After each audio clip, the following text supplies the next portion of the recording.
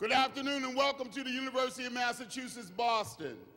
We're so grateful to have everybody here today, students, folk who are visiting with us today from the community. Are you ready for some truth? Are you sure? Well, listen. First of all, before we get started, I want to thank our students, our student government president, Jesse Wright, and for all of those who worked so hard today to make this event possible. All of our students, give them a round of applause.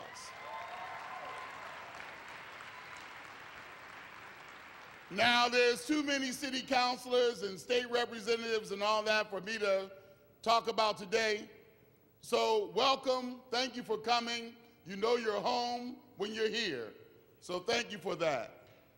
We've also had those people involved in this kind of setting before, in this kind of event.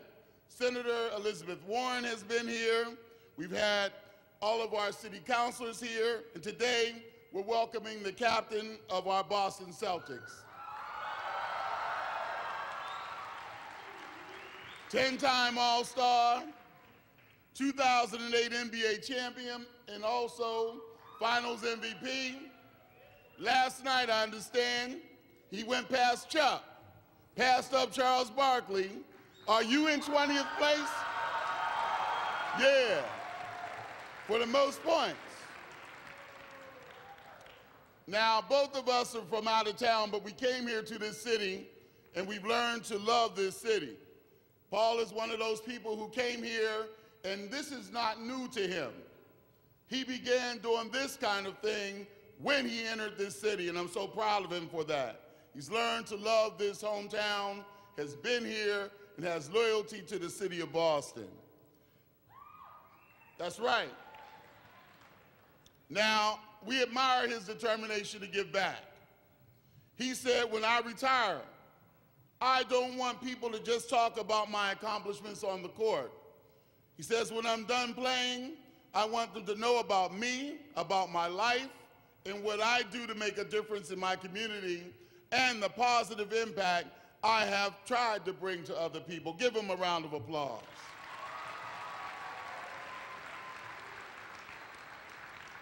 But see, he was just the hook. He was the hook to get you in here today, because we have an unbelievable panel for you to listen to as well. Joining us as well today to sit on our panel with Mr. Pierce is Tara Mardigan. She's a team nutritionist for the Boston Red Sox. She's the person to make sure that the Red Sox eat right so they can win right. She said, try. I try. Hey, we're going to do better this year.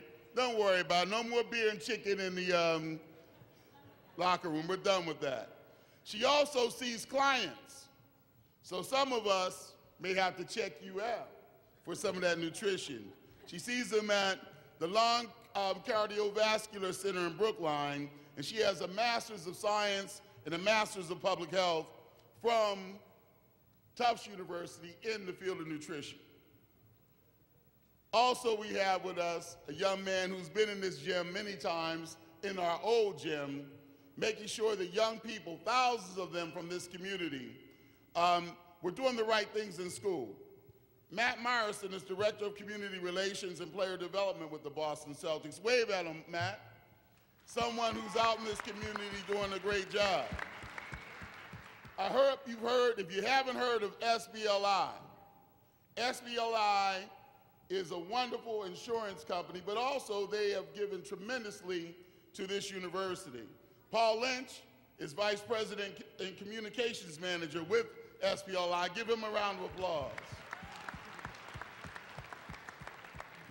And finally, someone who goes back to me, with me when I had hair, when I had a basketball game, when I was playing for one of the greatest coaches in the world, Jim Calhoun, Bob Ryan, who got started here in this city, writing about wonderful things like sports, but is talented enough to write about anything. We have him today. He's a columnist emeritus from the Boston Globe, which is right across the street here. But you can also see him all over ESPN on all kinds of television shows. And until last year, he was full-time doing it across the street. Now, he's still probably one of the best-known names in sports journalism in this country. So everybody, thank you for coming today. All of you, thanks. Let's give them a round of applause in advance for what we know is going to be a wonderful, wonderful, wonderful conversation. Thank you.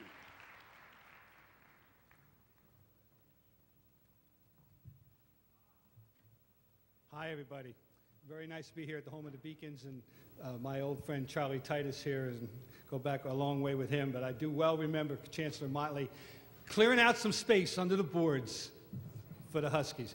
Great to see you all here today. We're going to have a fine, fine presentation here today with this great panel, and I'm going to start my own little endorsement of the guest of honor because I'm on record long ago as saying that Paul Pierce has become one of the greatest all-time Celtics, that all those greats of Russells and Kuzis and Havliceks and Birds and Collinses would have been very, very, very happy to play with him.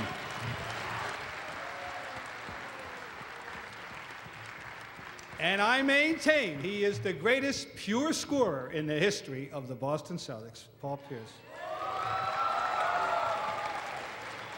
However, we're here to talk about some other aspects of what he's been able to do here in Boston, and the name of the foundation is a great name, Truth on Health. And you all know that truth refers to number 34. And Paul, I want to start off by just asking you to walk us a little bit through why you chose this particular idea of nutrition and how you got into it and how you've advanced the cause so far over these years. I think the reason I was able to make the change to Truth on Health was because it was a change that I made in my life. As I got older and I started understanding about being healthier, about being better, about living better. I started changing the foods I ate. I started changing the way I rested, and I saw a difference in my play. I saw a difference in my energy level. And I was like, wow, you know, this is something that I can use to help influence other people, other kids. And when you look around America, there's not enough knowledge out there, and there's such an epidemic on childhood obesity and people not understanding what are the right foods, what's healthy for you, what's not healthy for you. When I was a little kid, you know, I lived right across the street from a Hostess cake store, and I used to always go in there every day, 25 cents, 50 cents, and you know, but that's me not really having the knowledge and understanding of what was right for me, what can help me have more energy, what can make me better. And when I got to around 28, 29 years old, I'm 35 now, it was a great change for me. And I think that's something, the change that I made has helped me have the longevity that I have today. I mean, you don't see a lot of 35-year-olds in the league today playing at a high level. And I think that's because of the change I've made in my eating habits, my rest, and the things that I'm doing on and off the court to, you know, preserve what I'm doing on the court. It's made a huge difference. Did you have someone influence you? Did you study someone? How did this light bulb go off in your head at age 28? You know, I'm not really sure. It was just, you know, just sitting around, and I was as a competitor, as a player, you're always thinking, what can you do to be better? What can you do to gain an edge? And I thought, you know, hey, you know, maybe if I change up my diet, my routine, that's something that can really help. So I did my research on it. I read different health books, and I'm always buying Men's Health all the time now today, and seeing how can I get that little edge. And I thought, you know, this is it right here. You know, I've changed so much from the time I even eat before I even go to bed. You know, we have a difficult schedule, and we travel, and we land at different times. We get in at 3, 4 in the mornings. You know, I try not to eat as much after 7, but as a competitor, like I said, it was like trying to find that edge. And I thought eating right, getting the right amount of rest, and just trying to live an overall better, healthier life is something that's going to be able to enable me to do that, and that's why I made the change. Tara Mardigan, nutritionist for Boston Red Sox. Tara, how widespread is the awareness of athletes now today about nutrition? How do you have to fight with people? Are they easily persuaded, or is this a constant struggle to get them to, in your judgment, to do what you think they ought to be doing? I think if I asked a sample of the students and the kids here today, well, let me just ask, because I think it's also the same as professional athletes. There's going to be some of you who are really, really healthy eaters, and there's going to be some of you who just don't care. Is that true? All right. How many of you are really healthy eaters? So, like, you know, most days you're getting in lots of fruits and vegetables, and you don't drink soda and all that. Okay. Not too good. How many of you eat horribly? French fries every day? Okay. All right. So, if I was to do the same thing in the Boston Red Sox, I'd see about the same percentage. So there's some people that are really into it, and there's some that just, you know, oh, there's Tara, let me just keep it moving. But I will say, in the last 3-4 years, actually the last 2 more so, the younger guys are coming up to me and they're asking me lots of questions, and they are becoming almost leaders for some of the older players, which is great. So the culture is definitely shifting. Where we now need to move is having, you know, the ownership be on board, and I think they're starting to pay attention that that's their investment. You know, if we can keep Paul Pierce on the court for longer, I almost said field. But if we can keep him playing longer, then that's a really good investment for the Boston Celtics. So, I'll give you a specific. Who's the gold standard on the Red Sox now? Who's the model? If you now? could say, point to him now. Ooh, I mean, I usually just would default to Jason Varitek, so I guess I can't do that anymore. Yeah. Pedroia's pretty good. He'll be happy that I said that. Yeah. Ryan Kalish. You know, some of these younger players are really into treating nutrition very seriously. Also, Alfredo Aceves, you know, when I first met with him, he didn't even know what a nutritionist really was. And we would talk about what he was eating. And like most athletes, you know, athletes hear that they need to eat a lot of protein. Do you guys, I don't know if you hear that or you read it in magazines. So you take an athlete that's eating, you know, 6 different protein sources at dinner, but he's got no fruits or vegetables or any carbohydrates. And then you balance that out a little bit and you get them performing at a much higher level. So I think you're right. There's a certain knowledge that has to, we have to put the knowledge forth, but we also have to make it accessible. So people have to be able to do it easily. So, Matt Myerson, we're here for talking about Truth on Health, but in your capacity with the Boston Celtics as the community relations director, kind of give people an idea how widespread the activities are throughout the team and throughout the organization. And just, you know, I don't think people have a remotest conception. I mean, I get these emails every day. I mean, really and truly about this activity, this player, that player making this appearance, reading programs, on and on and on. Give people an idea about just how extensive this is. I don't think people have an idea. Sure. I feel very lucky that we have a roster full of players that love to get out there. And over the course of a season, our players are going to do, on the Celtics roster alone with 15 players on a team, we're going to cross 200 appearances from just those 15 players over the course of a year. And the sad reality for my personal life, that I don't have much of one, is that I'm going to be at every one of those 200 events. So this morning started in Lawrence with Jeff Green. We were doing an event celebrating a school for their success in a recycling program. And over 10 days of a recycling program, recycled over 80,000 items. And Jeff Green was there to celebrate that with them. Lucky was there as well, our mascot, doing a dunk show and dunking over the principals. The school was kind of chanting the principal's name. It was a fun moment. From there, we went over to Perkins School for the Blinds. Jason Terry and Terrence Williams were there reading next to students who were reading in Braille. And it was a great experience for them, something all of our players have done over the years. And then I get to come here, and then tonight, Paul is hosting a fundraiser for his foundation.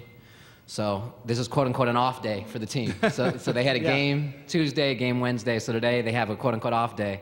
And what that means is I get to be put to work and get out there with a bunch of our guys. And that's probably a busy but typical off day in terms of how active our guys are. And it could be everything from Paul's focus to nutrition, to Rajan's emphasis with kids who have been victims of abuse or neglect. Some of our younger players following Paul's lead. Jeff Green and Chris Wilcox now focused especially around heart-related ailments after what they've been through in their personal lives. But every player kind of finding out what that passion is and helping them to develop it. It's definitely a fun challenge to go to work every day trying to figure out how to maximize that impact. Paul Lynch from Savings Bank Life Insurance, better known as SBLI. The corporation point of view, you're here kind of to represent a vast number here today of corporations in Boston that have been affiliated with the local sports teams. From a corporation point of view, how do you guys plug into and plan on who you're going to try to do whatever you want to do with, and what's your take on this particular venture of Truth on Health? Sure, Bob. I think that the best example of what SBLI does in the community is the SBLI Kids Football Clinic with Teddy Bruschi, our spokesman, former New England Patriot. We get 54 kids out on the field every June. We give them a free football clinic, the ultimate Patriots experience. We let them dress in the locker room. Bill Belichick talks to them before the practice. We just get the kids out there running around, enjoying a day, fun in the sun. Football drills, non-contact drills, with former and current Patriot players like Rob Gronkowski helps us out. We've had Steve Gostkowski, Teddy, obviously. Gerard Mayo is a big part of it as well. And just kind of getting kids out and enjoying a day outside and saying to themselves, this is so much fun. I want to do this tomorrow. I want to get a group of friends together next weekend. And next thing you know, kids are developing healthy, happy, lifestyle habits, and all of a sudden they're enjoying being out there and playing sports, put the video game aside for a week, and next thing you know, they've caught the fever for sports. So I think, that's our best example of our brand at work. Is there another area of entertainment life that compares with sports for reaching out to the broadest section of people from a corporation point of view? Is sports the biggest? No, definitely sports, Bob. I mean, you think about the passion people have for sports in Boston here. It's immeasurable. I mean, people want to consume it. People want to meet the athletes. And there's no better way for a life insurance company. Let's face it, life insurance isn't the most exciting product in the world, but it's a very necessary product. And if you can plug into something that people are passionate about, plug your brand into that, people are going to feel better about the product itself. So, and it's the best way for us to reemphasize the fact that we're not just about selling life insurance policies. We're really trying to build healthy families, and it starts with children.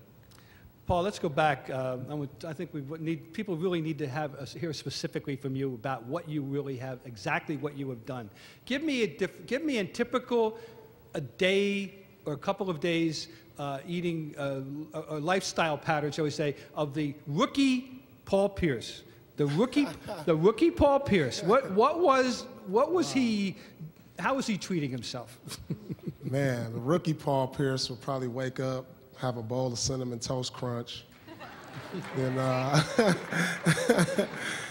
probably after practice, probably go to Burger King or something. Because it was a Burger King right down the street, so I could see myself doing Burger King for lunch and dinner, since I lived by myself and I didn't know how to cook. So, I did have a Foreman grill, which I didn't. Oh, you did George Foreman grill? Yeah. I had a little Foreman grill, but I didn't use it too much. But I just, that was like a good day right there. That was a good day. That was a good day. And then the next day, Fruit Loops. I mean, I don't know. For snacks, you always had I was a sucker for Red Velvet cupcakes. Oh my goodness. Oh goodness, I got to stay away from those things now. I do cheat sometimes though. I mean, I have to reward myself. You got to have a little reward every now and then. Yeah, definitely. But yeah, it was very, very unhealthy. All right, and I'll bet you weren't the worst on the team either, were you? I'm just guessing. But what did you ever look at anybody that was doing something and just saying, I can't believe you're doing this, before a game? Yes. I mean, all you guys know Big Baby, right? There's a reason he was named Big Baby. We would find cookies in his locker. People don't keep food in their locker. You come and you get ready for practice, you have your clothes, but you keep your toothpaste and your body wash and all that. You don't keep cookies and potato chips in your locker.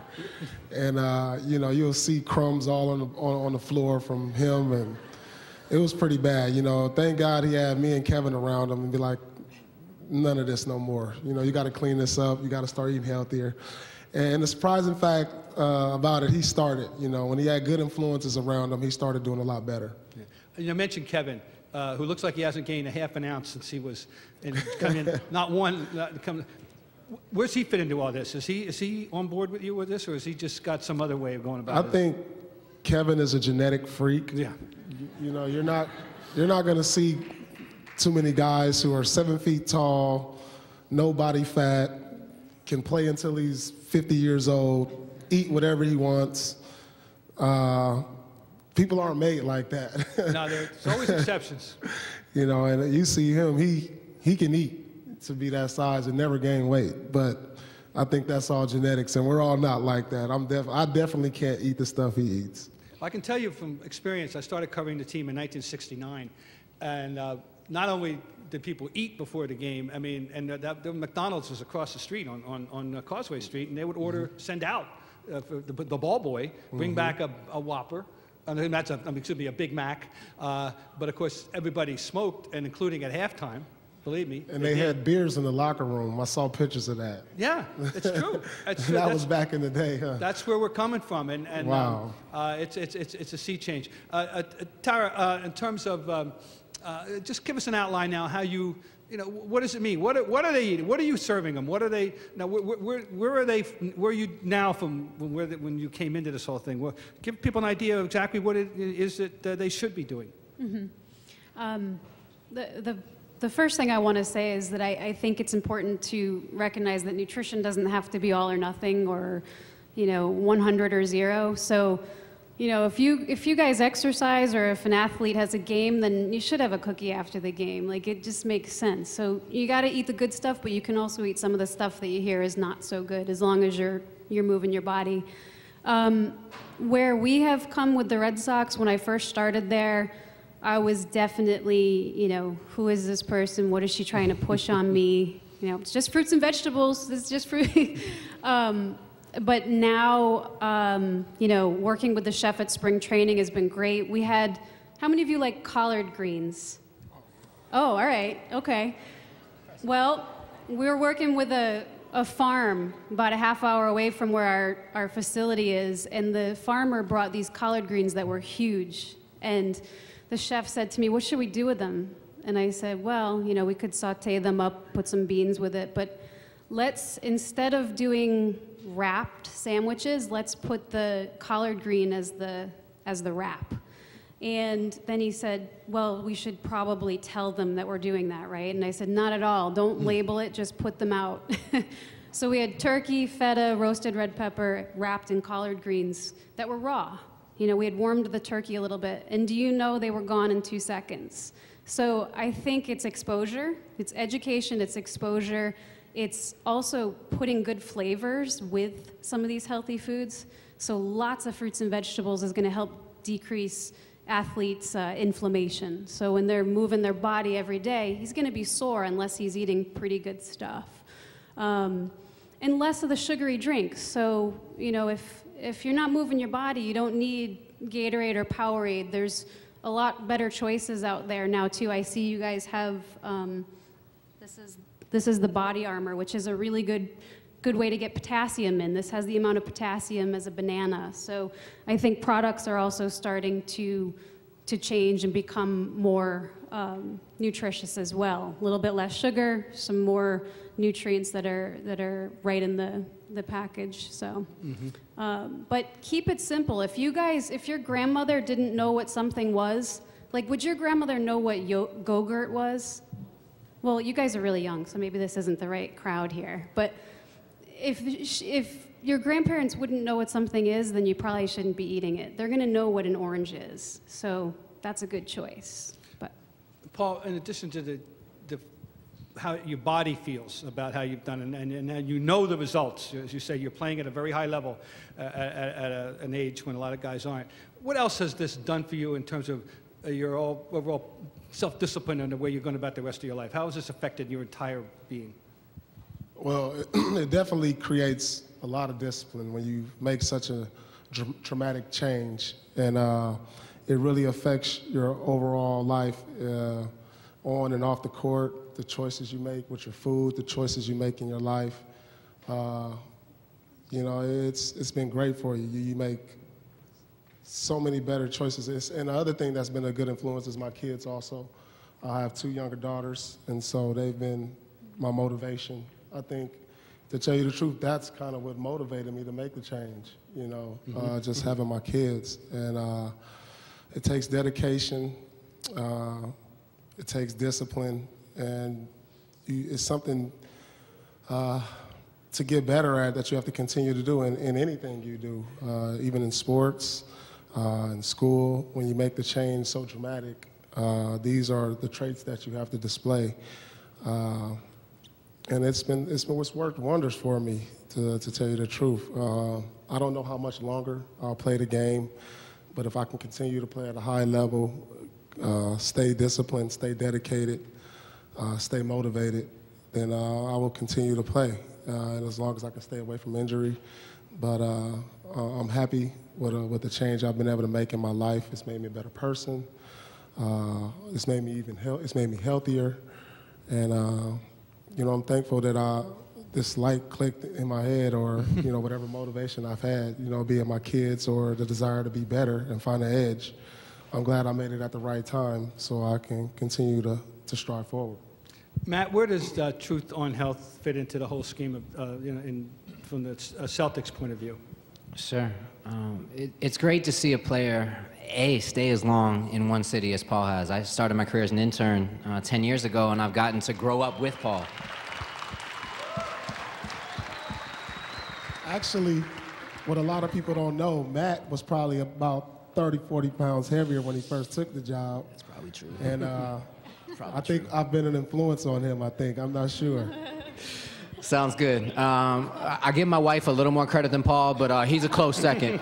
No, one of the things about Paul that's been great to see in the Truth on Health is it's not just an impact on youth, but you can see young guys coming in, and he talked about Glenn Davis, but it's a lot more than just Glenn. It's other players that, when you look at them, I mean, it looks like they have a perfect physique, and therefore they think they don't have to worry about what they eat. And one of the things that Paul really teaches our team is not about the aesthetics. It's about, as you start to eat better, your energy being better, your ability to perform when you're tired, because at least you're putting the right things in your body. And it's nice to have a veteran in the team like that, because it positively impacts every younger player on the team. And I think that without Paul on this roster, a lot of other players are going to make a lot worse decisions in terms of their health choices. And that kind of leadership isn't something he's ever going to get credit for publicly, but it's something that's been so important. And then to see that also go out into the community. And I've gotten to participate in events with Paul when he was the judge of a fruit sculpture competition where elementary and middle school students, that event was over in JP, were designing as if they were the chef in the fanciest restaurant in the city. And Paul is the judge of a contest as they're trying to create these fruit sculptures, just trying to encourage all those healthy decisions one by one. And as was said, it's not all or nothing, and Paul's been great at really influencing that every time you can trade a sugary drink for fruit, it's going to make a difference. And it's just been fun to get to watch the impact that Paul has on decisions that everybody makes as they go. Paul, you're a local guy, and you grew up a sports fan, but you have the slightest idea of this union between business and sports, and now that you have such a first-hand look at it. No, Bob, I really didn't. You know, growing up, looking at the old garden, seeing those old signs up above in the rafters, I didn't know what they meant. I didn't know what connection that businesses had with sports. But I'll tell you, you know, having Teddy Bruschi as our spokesman has really opened my eyes, because just, you know, in having a guy like Paul who can speak to young kids and be an influence on them, the young kids really respond to athletes. And, you know, it just the profound effect that a role model like Paul and like Teddy have on young people is really profound, and it's been a learning experience. We got Teddy as our spokesman in 2007, and I can't believe how many times people come up to him, and Teddy will tell me, he's like, Lynchy, people come up to me all the time and say, hey, Teddy, SBLI and stuff like that. It boggles the mind, and I'm sure, Paul, you have the same experiences with what you do with Truth on Health as well, and all those type of things. Paul, what's your goal with this? I mean, where do you want to go from here? What would you like to obviously accomplish childhood nutrition, but do you have a broader picture about where you want to take this? Well, definitely. I want to be, not only influence on the community of Boston, but this is something that I want to be able to pass on to other community leaders to be an influence in their field. I want to pass it on to other athletes around America to be an influence in their communities. This is something that I don't want just to be a local thing. I want this to be widespread, to reach as many people as possible. We've been able to accomplish many things as a foundation. Through the Truth on Health, we've been able to reconstruct my high schools. We made a new locker room that allowed the kids to be able to go in there and have computers and watch TV like a computer lounge. I've been able to do that since the foundation started. I've been able to, with Tough Medical Center, we've been able to open up a wing for minimally invasive surgery. That was the surgery that I had years ago when I had my surgery for my incident in Boston. And so, we've already accomplished some goals, but, there's a bigger, broader goal out there for us to reach as many people as possible. Tara, I've been to a lot of baseball clubhouses going back 40 years. And I saw a lot of very unappetizing post-game spreads over those years, all right? And so I know who came to whom? Did you folks approach them? Did they approach you? And exactly how long have you been in this capacity? Yeah, I approached them. I was working at a community event in Mission Hill in Sociedad Latina. Is anybody? Sociedad Latina, okay. And I did an after-school event with them on just volunteer basis. And as a thank you, they invited me to a breakfast that was to raise money for Little Leagues affiliated with churches in the city. And so I went to this. I remember it was at 7 in the morning on a Saturday, and I was like you have no free time. And I thought, ugh. But I went, and I ended up sitting next to Larry and Stacy Lucchino. And Stacy, being the, she was interested in what I did. She said, oh, you're a nutritionist. My husband needs to work with you. I didn't know them at all. I mean, I knew the Red Sox and what have you, but this was in 2003. So I started working, 3 months went by, I didn't hear from them. I completely forgot about the experience. And then she called me and said, I want you to work with my husband today. So he came to see me in the office, and I knew I'd never see him again, so I offered to check in with him at Fenway. And when I would check in with Larry, I would say to him, Larry, the team eats terribly.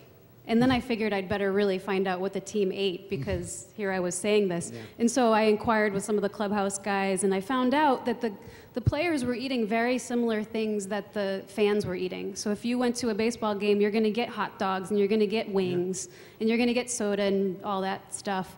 And I said, you're expecting this team to win a World Series, and you're filling them with stuff that people eat when they're there once or twice a year. I said, it's just not going to happen. So the response back was, these guys are professional athletes.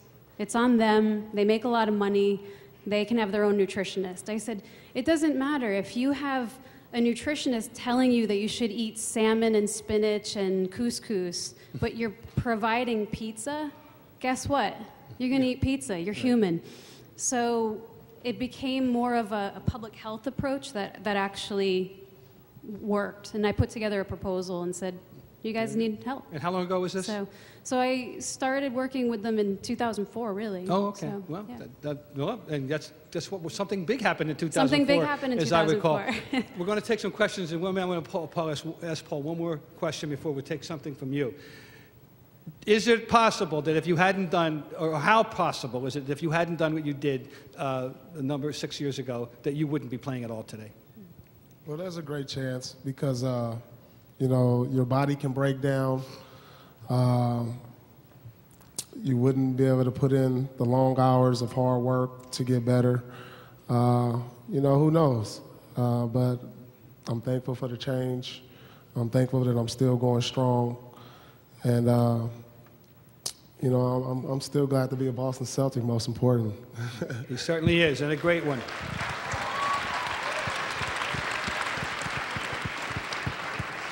We've got some time here. If someone would like to ask Paul or any of the other panelists a question, yes, young lady.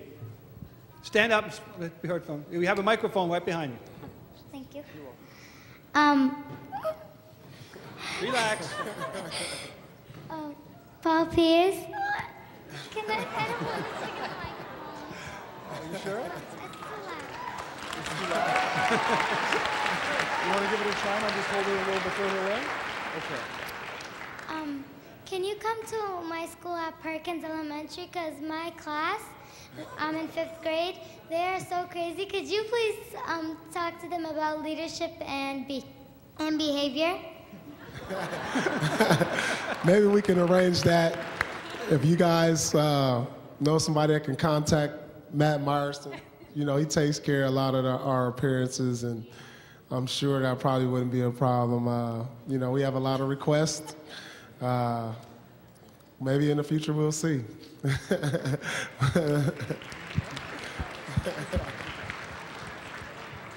Look for another hand. Anybody? Yes, right down here. No. I don't know. We're going to have a pretty long line of pictures if we started taking pictures right now. Let's try to be fair to everyone and say no to that one. I'm going to take that from Paul. Everyone. I got to be fair. Okay, take one over there.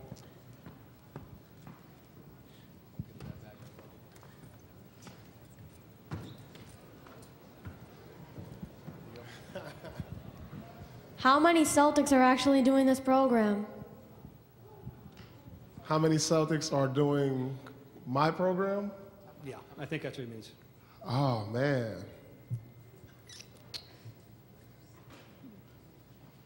I don't know. You know why? Because everybody, you know, they do their own thing pretty much. You know, we have so many new players, but I think on the most part, a lot of these guys on our team eat healthy and they put the right things in their body, and I think I've been a pretty good influence on them in the locker room.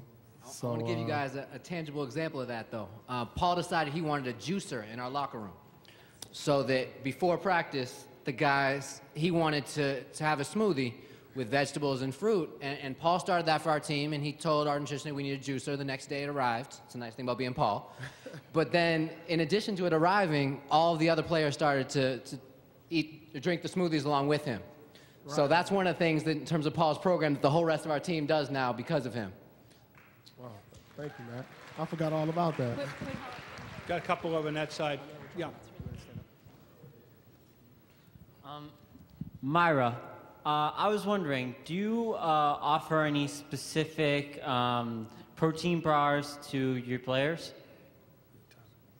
That's a great question. Trying to think. Let's see. I mean, we do have protein bars in the clubhouse, but we always try to encourage a food-first approach.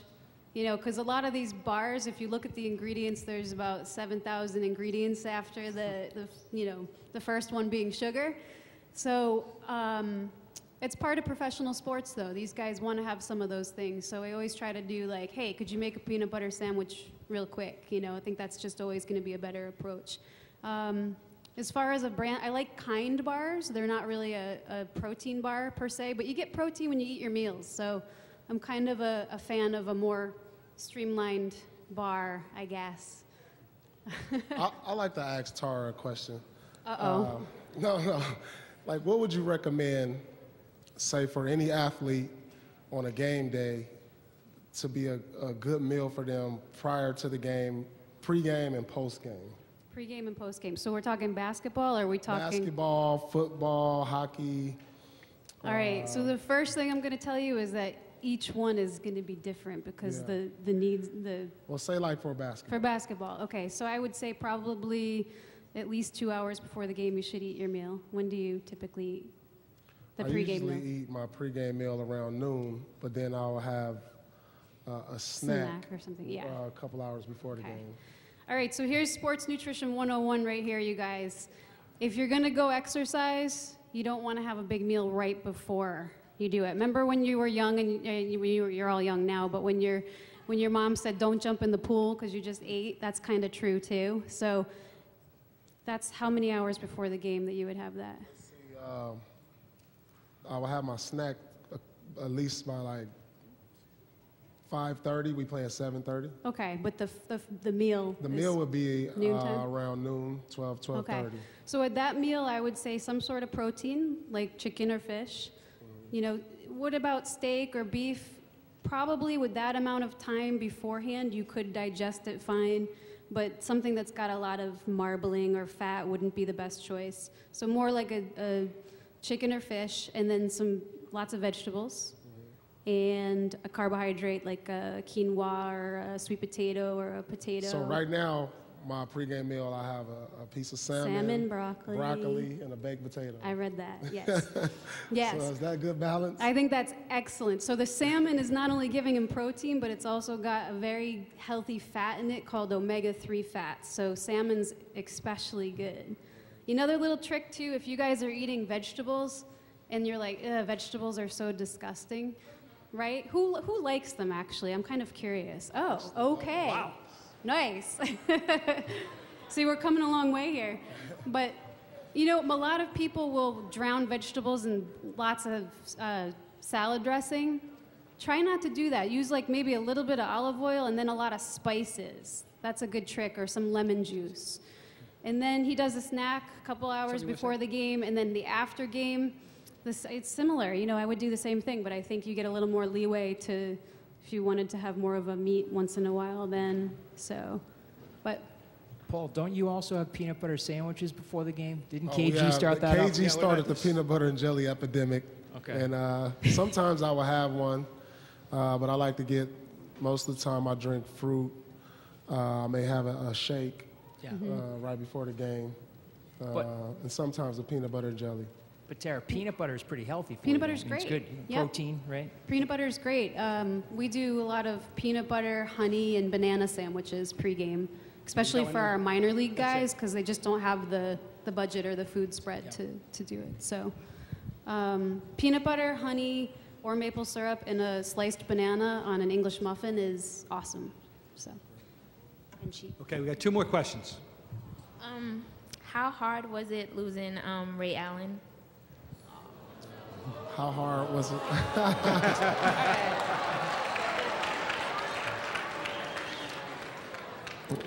Truthfully, you know, when you have a brother like Ray, who's a player you've been around and you win a championship with, you know, when you play on a team and you win a championship, you create a certain bond with a player. That's something that'll never be broken, something that'll never be forgotten. It was very difficult. You know, it was like, you know, we all came in this together, me, him, KG, you know, sacrificed so much to get to where we wanted to go and winning a championship. And that was one that really, really hurt. You know, not that he left, but that he went to the Heat. I think that hurt more. You know, I mean, that hurt more than anything, you know, but each and every man has, you know, they do the things they need to do to what's best for them and their family, you know, so that was a decision that he made. But he'll always be a brother of mine. He'll always be remembered here as a Celtic for winning a championship. We just hope that he doesn't win one down there. That's right. And you're going to have the honor of wrapping it up, young lady. So, this question is for the truth. What are your favorite greens? Like your favorite vegetables? Wow, that's good. Well, I like pretty much all vegetables, but I definitely like spinach. cabbage, kale, wow. Broccoli, of course. I eat that every game day. I also eat, one of my favorites, though, is Brussels sprouts is one of my favorite. Truthfully, if you can get a good batch of Brussels sprouts, that's pretty much my favorite. But I'm really into a lot of green vegetables, and I can sit and eat a whole plate of just vegetables and be good. Did you ever eat them as a kid? I'm just curious. No, I didn't eat them as a kid, actually. But over the last few years, I've definitely been into them. And I juice a lot. You know, I might put them in the juicer, just put them all in there and drink it. All right, we've all learned a lot today. I'm afraid we're going to have to wrap it up, and I want to thank Paul Lynch, Matt Meyerson, Tara Mardigan, and the truth, number 34, Paul Pierce. Thank you very much, everybody, for coming.